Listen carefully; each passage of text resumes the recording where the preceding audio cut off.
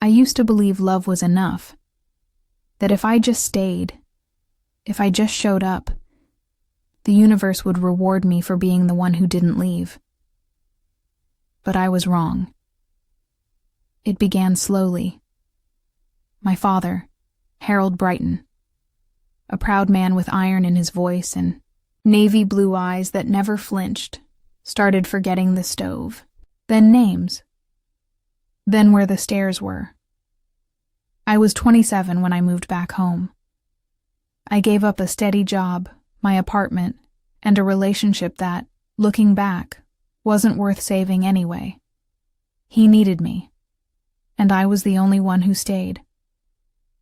My sister, Corinne, showed up once in April, and again in December, with Christmas cookies she didn't bake. She had a life in Chicago, loud, glossy, full of brunches and friends who wore coordinated hats at wine tastings. She sent flowers on birthdays. She called once every few weeks.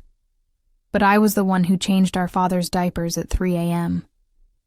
I was the one who cleaned up when he screamed for Mom, forgetting she'd died 3 years before. I fed him, bathed him, managed his meds, learned what sundowning meant.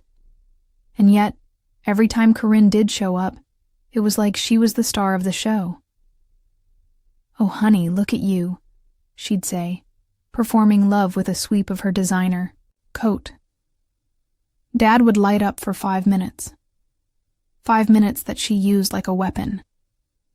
"He remembered me," she'd tell our aunts. "We've always had that bond." I bit my tongue until it bled.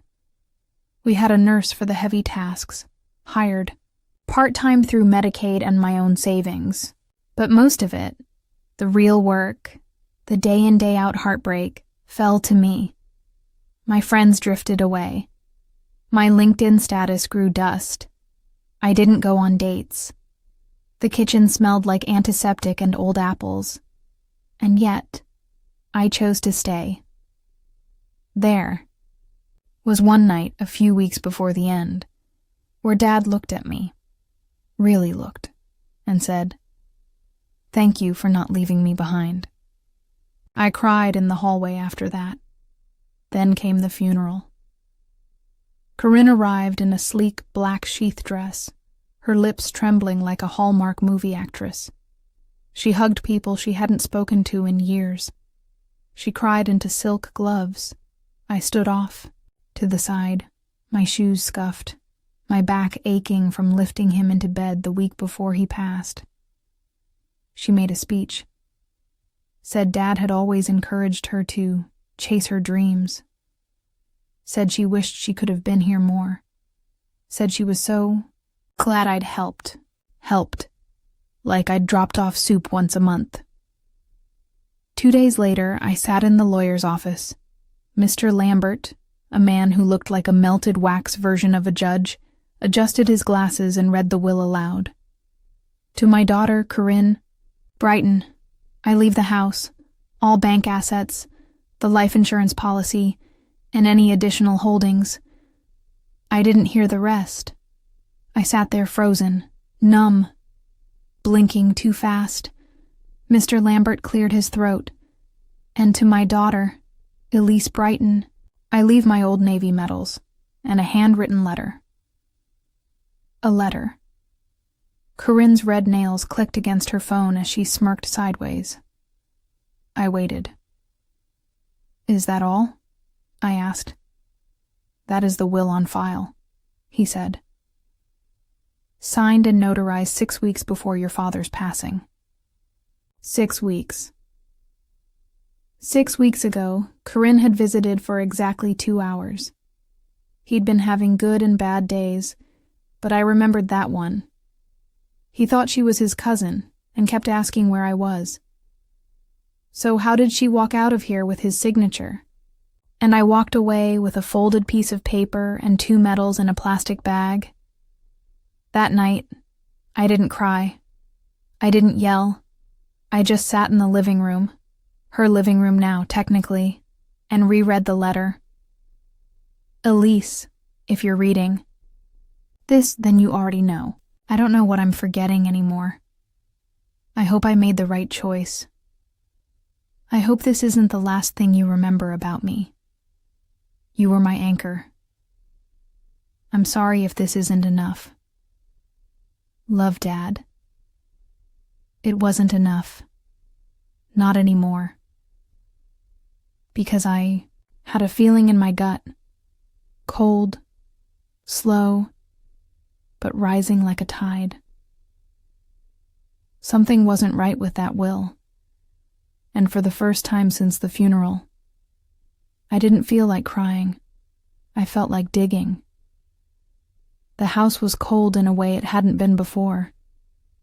Maybe it was the silence. Maybe it was knowing that the home I'd bled into for the past 3 years, my time, my sleep, my youth, was now legally hers. Corinne had flown back to Chicago the day after the will reading, leaving me to wrap things up. Her exact words, "I was still living here for now." She was being generous, she said. Just until you figure things out. Right. I carried the box of my father's things into my childhood bedroom and shut the door behind me. Inside were 2 navy medals, a pair of cufflinks I hadn't seen in years, and the letter. I read it again. I don't know what I'm forgetting anymore. I hope I made the right choice. But he didn't make the right choice. He made someone else's. My father had always been fiercely independent, even when his memory was slipping. He never let Corinne make his appointments, never let her talk to the doctors. He trusted me. I was listed on the medical power of attorney, on the bank account as an emergency contact, on everything. So why would he change his will just 6 weeks before dying, during one of his worst cognitive declines? It didn't make sense. Unless he didn't actually change it.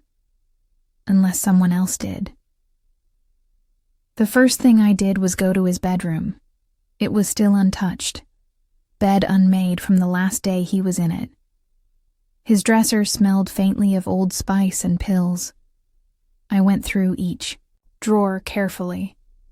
Bills, insurance forms, old birthday cards. Then, the bottom drawer. Locked. It was a small metal key lock, something old school. He used to joke about keeping his war secrets in there. I'd seen that key before. Small, brass, dented. Dad kept it in the shaving kit. I rushed to the bathroom, tore through the faded brown leather bag behind the sink. There it was. My hand shook slightly as I inserted it into the lock. Click. The drawer creaked open. Inside was a stack of papers, thick and rubber-banded. And on top of it all, a folder labeled Estate 2022, the date in the corner. August 12th, 6 months before he died. I pulled it out and sat on the floor, my knees stiff from the cold tiles. I flipped through the pages. It was a full will. Properly, formatted, signed, notarized, witnessed, and in it, I leave my house, all savings and assets, and the insurance policy to my daughter, Elise Brighton, in gratitude for her years of care and support. To my daughter, Corinne Brighton, I leave $5,000 in cash to be paid from my checking account, and the photo album from her graduation. I stared. I flipped back to the signature. The date. The witness notary. It was the nurse who came Tuesdays and Fridays. This was real. This was valid. So what the hell had I just heard in Lambert's office? I took a photo of every page. Then a second set, in higher resolution. I slipped the folder back exactly where I found it. Not yet. I wasn't going to act yet. Corinne was sneaky. I had to be sneakier. The next day I called Mr. Lambert's office. "Hi, this is Elise Brighton. I had a follow-up question about my father's estate." The receptionist, polished, pleasant, and fake, put me on hold. Lambert came on the line a minute later, his voice clipped. "Elise, I thought things were clear in the will." "They were," I said smoothly. "But I was wondering, who delivered that version to you?" He hesitated. "Just enough. It was submitted by your sister. She said your father had requested she handle things through her lawyer. Everything was proper, notarized." My throat dried. "And the previous version? From 2022? Another pause. "There was none. Only the one we read." I thanked him, hung up, and sat on the porch steps. Corinne had submitted a forged will, or destroyed the real one. And suddenly, her strange visit 6 weeks before Dad died made perfect sense. She wasn't here to say goodbye. She was here to rewrite the ending. I didn't sleep that night. I laid awake, staring at the ceiling fan, watching the shadows stretch and shrink. Corinne had taken my silence as weakness. She thought I was the type to cry quietly, pack a bag, and disappear into nothing. But she'd forgotten something important. I was the one who stayed. I was the one who remembered everything. And I wasn't going anywhere. The next morning I woke up with a pit in my stomach and a plan in my head. I dressed in silence. Same jeans from yesterday, hair in a loose bun. I didn't care how I looked, only that I was careful. Because this wasn't just betrayal, it was theft. And not just of money, of what I'd given up. Years, dreams, dignity, and now I had to fight for every inch of it without letting Corinne know I was onto her. Step 1. The nurse, Tanya Green. She'd come every Tuesday and Friday, 9 a.m. to 1 p.m., like clockwork. Mid-40s, serious face, deep laugh. She was the one who helped me manage Dad when he forgot how to speak without rage. And she was one of the witnesses on the real will. I found her number in Dad's old call log and sent a simple message. "Hi, Tanya. This is Elise, Harold's daughter. Could I speak to you about something? It's urgent, and it's about a document you helped sign last August." She responded 5 minutes later. "Of course. I remember. You okay?" "Not really. Can I stop by?" Tanya's apartment smelled like lavender and garlic. Her niece was home from school, curled up on the couch with cartoons. We sat at the tiny kitchen table. I laid the photos of the will out between us. "I just need to know," I said. "Did you witness this?" She picked up the photo, studied the date, the signature, the notary stamp. "Yes," she said. "I remember that day. Your dad was having one of his clearer afternoons. You made tea, and I had to help him hold the pen. But he was lucid. He knew what he wanted." My throat tightened. "And Corinne?" "She wasn't even there," Tanya said. "She hadn't been around in months." I leaned forward. "Would you be willing to write a sworn statement? Just something that says this will was real. That you witnessed it?" She didn't hesitate. "Yes." I exhaled for the first time in hours. Step 2. Find the notary. That took longer. I had to call around until I finally tracked down Darlene Fisher, a mobile notary who remembered the day because of how tense my father was. He said he needed to make sure his wishes were clear. She told me. Seemed like a man who didn't trust things would go the way he wanted unless he put it in writing. I asked for her affidavit too. She said yes. "I've done this work 18 years. I'll back up what I stamped." By the end of the week, I had 2 sworn statements, high-res images of the 2022 will, and a plan for the next step.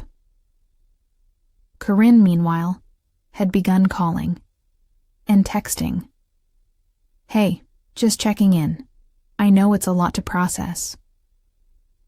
Let me know when you've moved out, so I can schedule cleaners. We'll need to prep the house for listing by next month." I didn't answer a single one. Let her think I was licking my wounds. Let her feel safe. By Sunday, she called directly. I let it ring 4 times before answering. "Elise," she said, tone syrupy. "You okay?" I smiled, even though she couldn't see it. "Just been organizing Dad's things. Hard to go through. You know how it is." "I do," she said, faux sighing. "I've been thinking a lot about him lately." "Oh, really?" I asked, because I found something in his drawer that says otherwise. Silence. Then she laughed. But it was tight. "What are you talking about?" "I think you know. Elise." Her tone shifted, sharper. "You need to be careful throwing around accusations. You're grieving.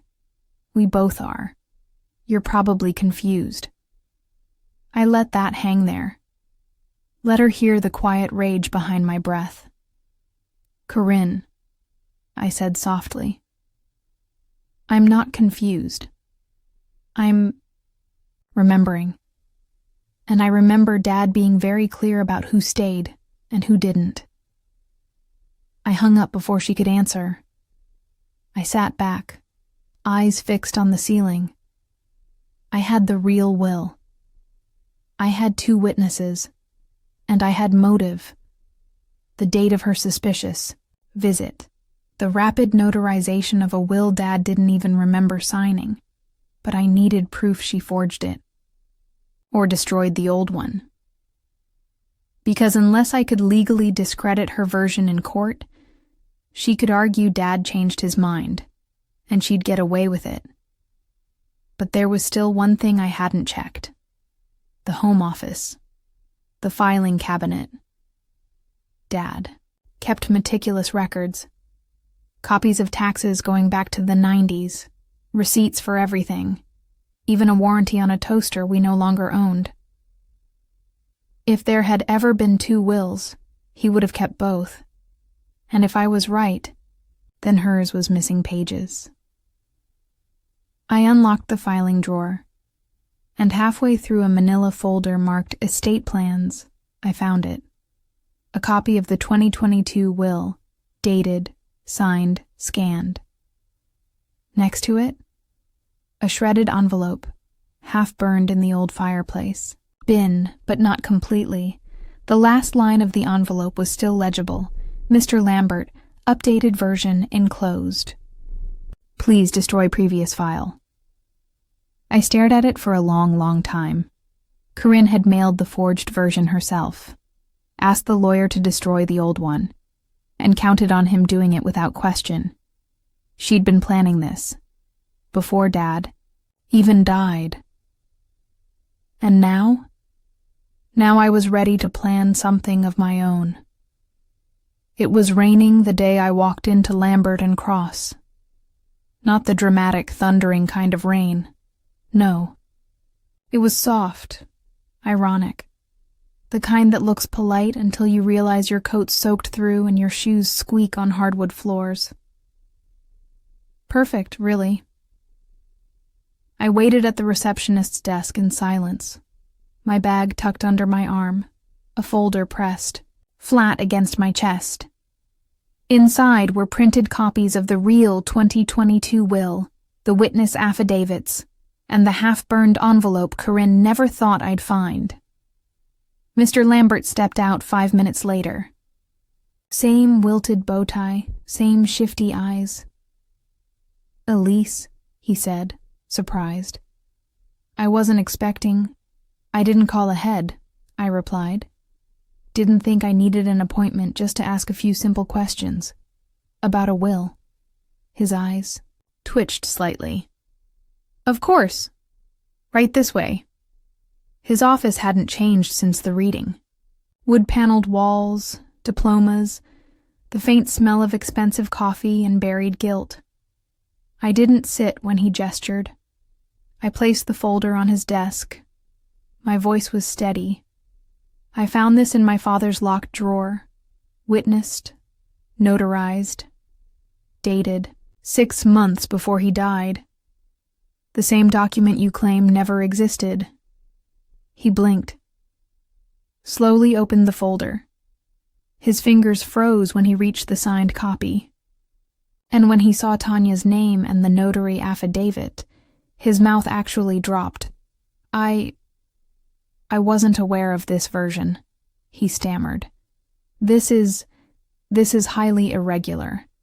Your sister submitted the newer version, and per her cover letter, she claimed this superseded all past filings. You didn't verify the changes? I asked coldly. You didn't contact me?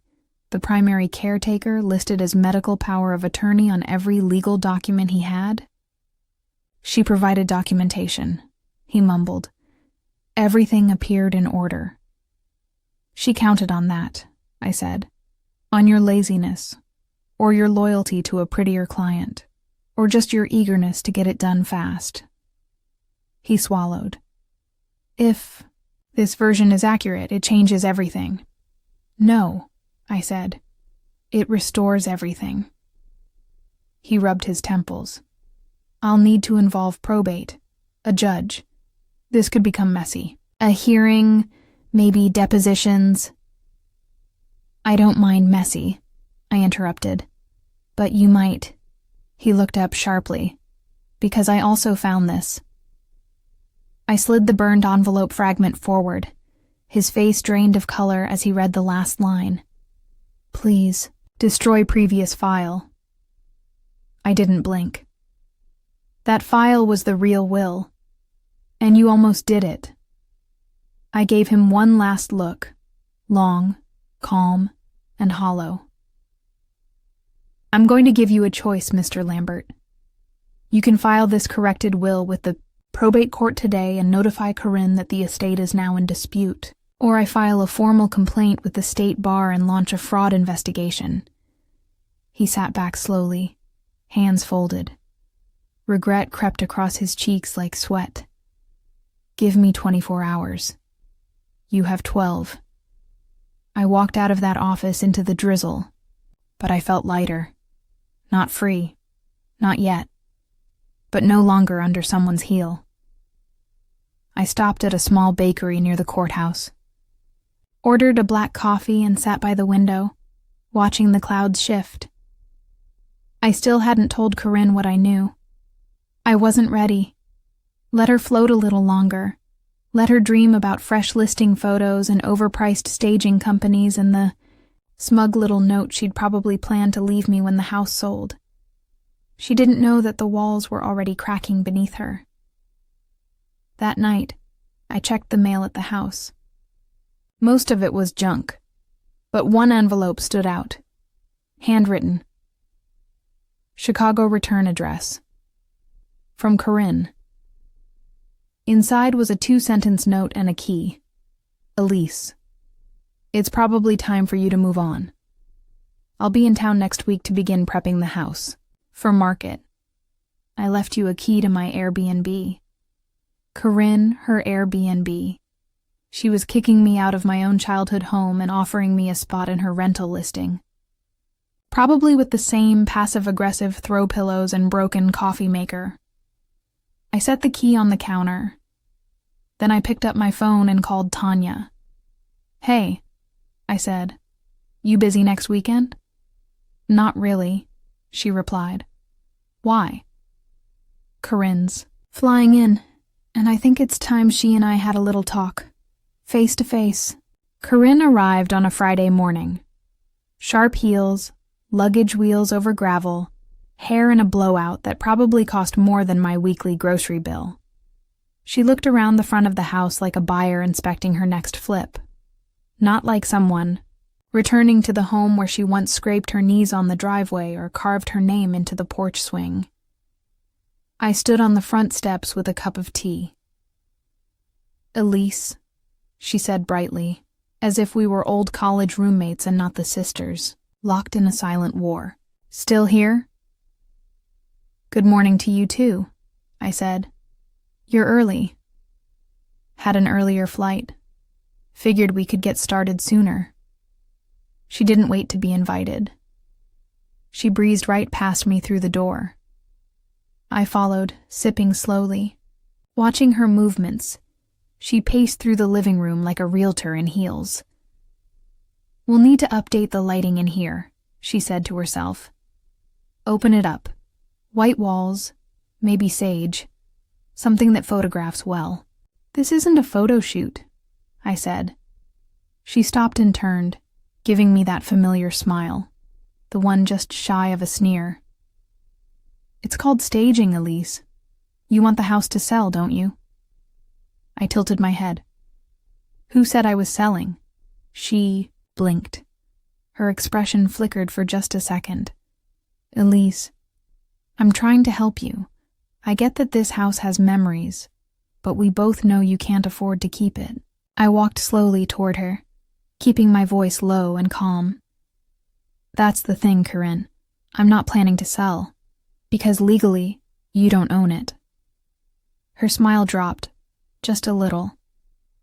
"Elise, the will is being reviewed in probate as we speak."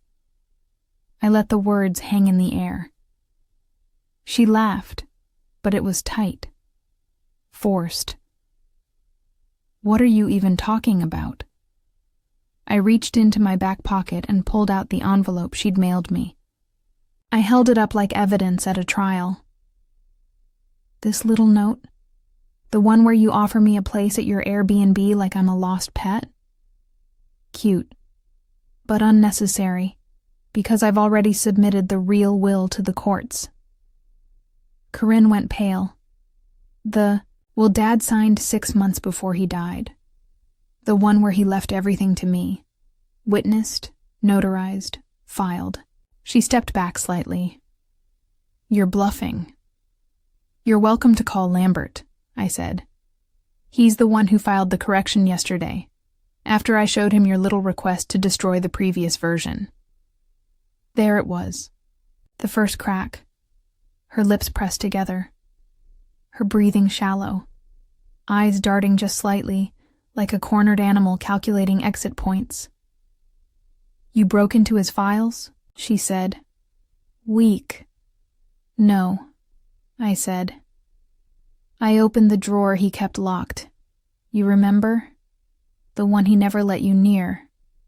Her voice got shriller. "Elise, you're making a mistake. I was protecting his legacy. He didn't know what he wanted near. The end." "And you did?" I cut in. "You weren't here. You weren't ever here. You visited twice in 3 years. You dropped off cookies and left with stories about how close you two were. Meanwhile, I was cleaning up after him when he forgot how to use the bathroom." She flinched. "But I didn't stop. I was here when he forgot my name, when he screamed for Mom at 2 a.m., when I missed job interviews, dates, and years of my life, just to make sure he died with dignity." I took a step closer. "And now you want to pretend that a visit and a signature make you the heir?" Silence. She dropped her bag onto the couch. The click of the zipper was loud in the stillness. "You don't know what it's like," she muttered, "to live under his expectations. You were always the saint, the strong one. I had to get out or I'd go crazy." I raised an eyebrow. "So you ran, and I stayed. And now you think you should be paid for it?" Her jaw clenched. "He loved me too," she whispered. "I know he did," I said quietly. "That's why he left you a photo album, and $5,000. But you wanted more." Her fists balled at her sides. "This isn't over," she snapped. "Oh," I said, It really is.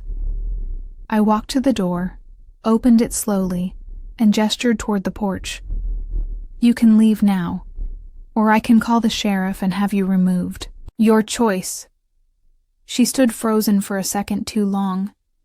Then, with a sharp exhale, she yanked her bag off the couch, stomped past me without another word, and slammed the door behind her. I stood there for a long moment, listening to the echo of her heels on gravel. The wind whistled softly through the window panes. A bird chirped from somewhere behind the garden. Dad never finished replanting, and for the first time in months, the house didn't feel like it was holding its breath. It felt like it belonged to someone again. But I knew better than to relax. Corinne wasn't the kind to go down quietly. She'd try something, and next time, she'd be smarter. But so would I. Corinne went quiet for exactly 4 days. Then, on the 5th morning, I got a letter from her attorney.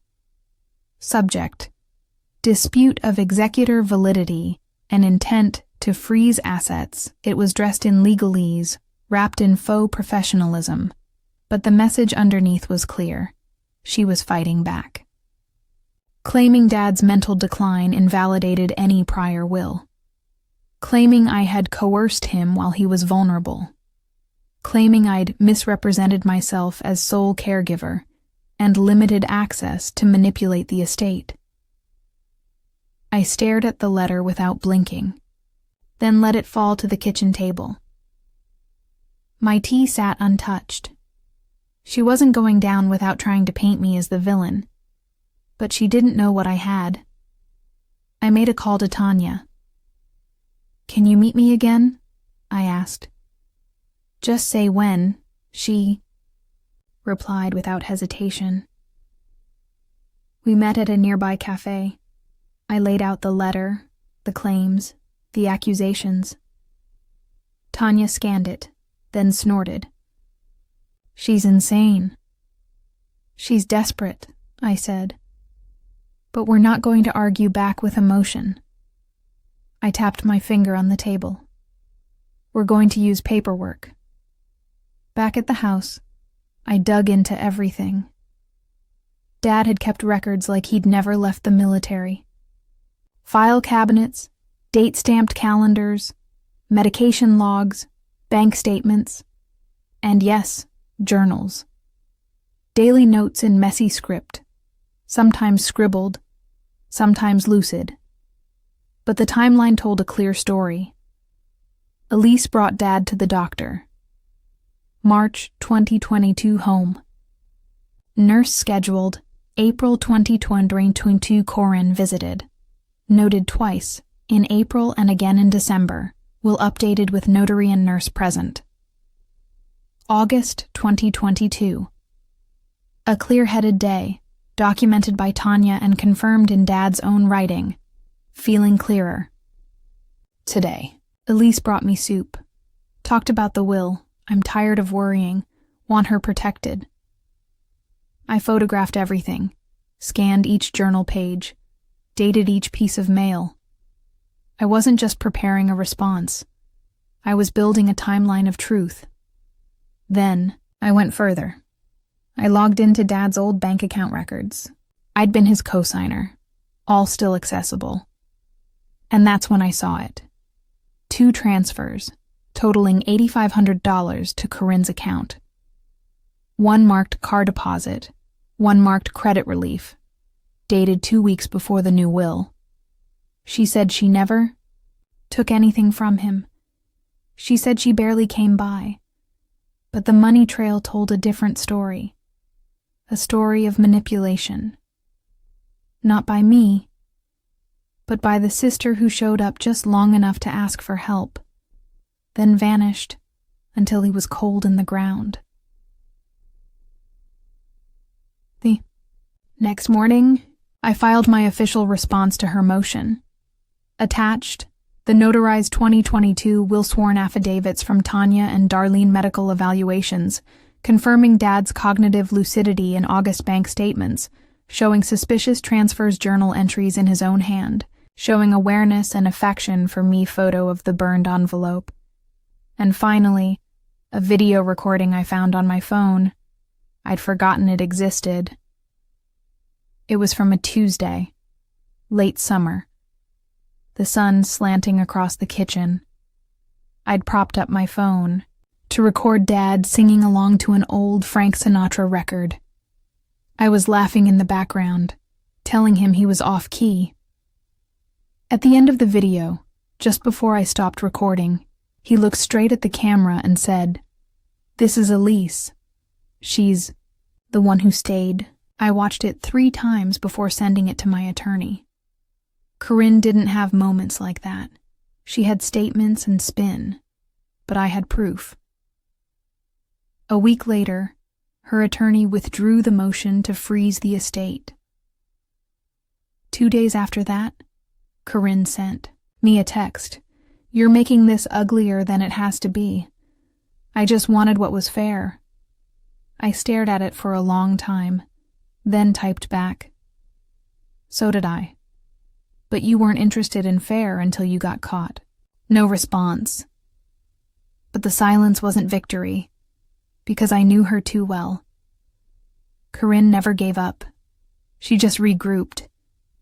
And something told me her next move wouldn't be through lawyers. It would be personal. Corinne never attacks directly. She doesn't scream. She doesn't fight. She curates.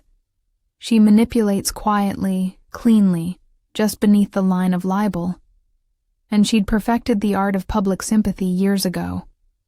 So when I walked into the corner, grocery, and saw her face on the cover of the local lifestyle magazine, I didn't even blink. I just picked it up and read the headline. "Daughter's love lost too soon. Chicago designer shares grief. Healing after father's passing," page 4. Full spread, a photo shoot in her sleek downtown apartment. Posed on the couch, hands folded tearfully over a mug. The same mug I bought Dad on Father's Day in 2018. The one that read, "Best guy I know." She'd taken it from the house. In the interview, she spoke softly about loss, about stepping up during her father's illness, about wishing she'd had more time, but doing everything she could to help from afar. Then came the knife. Sometimes grief is complicated when family members have different memories. Some people rewrite the past to soothe their guilt. But I have peace, knowing I did what I could. I closed the magazine, folded it slowly, set it on the conveyor belt with my groceries and said nothing. But my hands were shaking. I didn't say anything to her, not yet. Instead, I made a quiet call to someone else. Mrs. Dupree, the woman who ran the local historical preservation society, and the one who used to visit Dad every week when he was healthy. They bonded over war medals and old record players. "Elise, darling," she said warmly. "What can I do for you?" "Do you remember what you told me a few months ago?" I asked. "About organizing Dad's military awards for the Veterans Archive?" "Yes, I still have the paperwork," she said. "We just needed an official designation from the heir. You were waiting on probate, right?" "Not anymore." The next week, our town newsletter featured a new piece. Local veteran's daughter donates father's medals to National Archive. He wouldn't want them in a safe. He'd want them remembered. No photos of me. No tears. Just a photo of Dad in his uniform and a 2-line quote that said more than Corinne's entire article ever could. I took care of him until the end. This is how I honor that. That night, Corinne called me. No greeting. No fake sweetness. "You think that's clever?" she snapped. "You think putting your name in the paper makes you the saint?" "I didn't say I was," I said calmly. "I just told the truth. Your version of it. The version backed by the courts, the bank, the nurse, the notary, Dad's handwriting, and every neighbor who saw me walk him around the block when he still remembered my name. She went quiet, then venom soft. You've always needed to feel like the victim, Elise, and now you've made me your villain. But you're not better than me. You're just quieter. I almost ended the call. But something in me shifted. For months, I'd been defending myself, proving I wasn't a thief, that I wasn't the bitter sister or the scheming one. But I didn't owe her a single justification. I'm not trying to be better than you, Corinne, I said. I just stopped letting you pretend you were good. Click. She ended the call. 2 days later, she posted a cryptic message on Instagram, a photo of her and Dad from a decade ago. Caption: Some of us forgive, even when we're erased. Grief, forgiveness, family is complicated. The comments poured in: sympathy, applause, praise for her grace. People had no idea she was trying to forge a will 5 weeks before his death. She was rebuilding her image, one passive-aggressive filter at a time. But that's the thing about Corinne. She never sees consequences coming until they're already wearing a bow. Because what she didn't know was that I had filed for full restitution of every dollar she'd withdrawn from Dad's account, of every false expense she logged as medical reimbursement, of the Airbnb she rented to herself through a shell LLC Dad unknowingly funded. I had receipts, bank logs, and I had a forensic accountant from the Elder Fraud Hotline who loved catching families like ours in the act. Let her post quotes. Let her bathe in curated grief. I wasn't done yet, but I was just warming up. It ended not with a fight, but a file. A 22-page report, printed in full-color detail, landed on Corinne's attorney's desk on a cloudy Monday morning. The investigator from the Elder Financial Protection Unit had titled it plainly, Case File, Unauthorized Financial Transfers, Harold Brighton Estate. Prepared by Julia N. Reeves, Forensic Audit Specialist. Inside, 3 documented transfers totaling $1,400 to Corinne's personal and business accounts. A matching timeline of her limited visits to Dad's home emails between Corinne and a shady Airbnb broker who listed Dad's house under an Alias A contract for a vanity branding package charged to Dad's card while he was under sedation. It was enough to trigger a formal complaint to the probate judge. It was enough for criminal referral. But I didn't press charges. Not because I couldn't, but because poetic justice had already begun doing the work. When the court reconvened, her lawyer looked like he'd aged 10 years. He didn't argue. He didn't contest the revised will. He just stood, defeated, and said, "We respectfully withdraw all prior filings. Ms. Brighton accepts the court's designation of Elise Brighton as sole executor and heir." The judge nodded. Banged the gavel. Just like that, it was over. Everything Corinne fought for, the house, the assets, the image, collapsed beneath the weight of her own paper trail. I saw her one last time. It was unplanned. I was boxing up Dad's old record, player for the Veterans Archive, when her car pulled up outside. She stepped out in dark glasses, holding an envelope. I didn't move from the porch. She walked up slowly, set it on the porch railing, and said, "This is the last thing I took. It's yours." She turned to leave. "Corinne," I said. She stopped. Didn't turn around. "I didn't do this to hurt you. I did this because I had to make him matter, because no one else was going to." She said nothing, just stood still, Then finally, you win. And she got back in her car. She never looked back. Inside the envelope, the original photo of me and Dad from the nursing home garden, the one he kept in his wallet. The edges were worn, creased from years of folding.